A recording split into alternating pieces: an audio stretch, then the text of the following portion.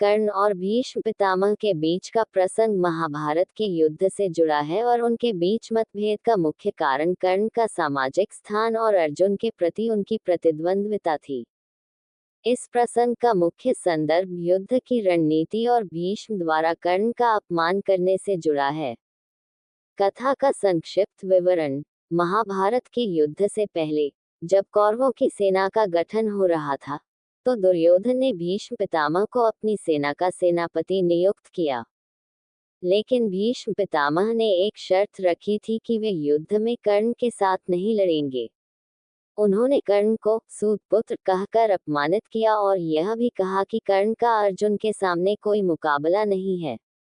भीष्म ने कर्ण की क्षमताओं पर सवाल उठाते हुए कहा कि वह युद्ध में अनुशासन का पालन नहीं करता और उसकी क्षमताएं अर्जुन के सामने फीकी पड़ जाएंगी। ये बात कर्ण के स्वाभिमान को ठेस पहुंचाने वाली थी। कर्ण का उत्तर और अपमान का अनुभव।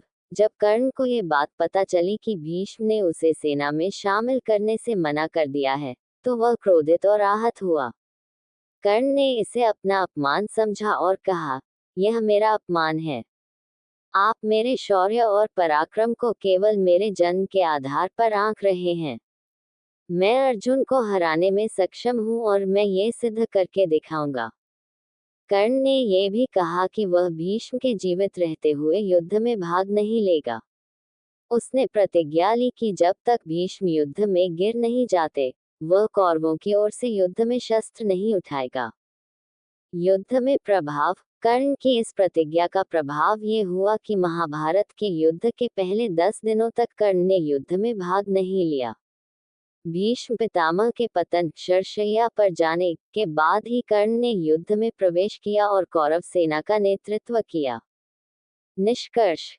कर्ण और भीष्म के बीच ये टकराव केवल व्यक्तिगत अपमान तक सीमित नहीं था, बल्कि यह सामाजिक व्यवस्था और व्यक्तिगत ईर्ष्या का प्रतीक था, जो महाभारत के कई पात्रों के बीच तनाव का कारण बनी। कर्ण का यह मानना था कि उसे हमेशा उसके सूतपुत्र होने के कारण अपमानित किया गया, जबकि उसकी वीरता और पराक्रम को अनदेखा किया गया। आपको मेरी ये वीडियो कैसी लगी कमेंट करके जरूर बताएं। वीडियो पसंद आए हो तो वीडियो को लाइक और शेयर करें, और अगर हमारे चैनल पर पहली बार आए हो तो चैनल को सब्सक्राइब जरूर करें।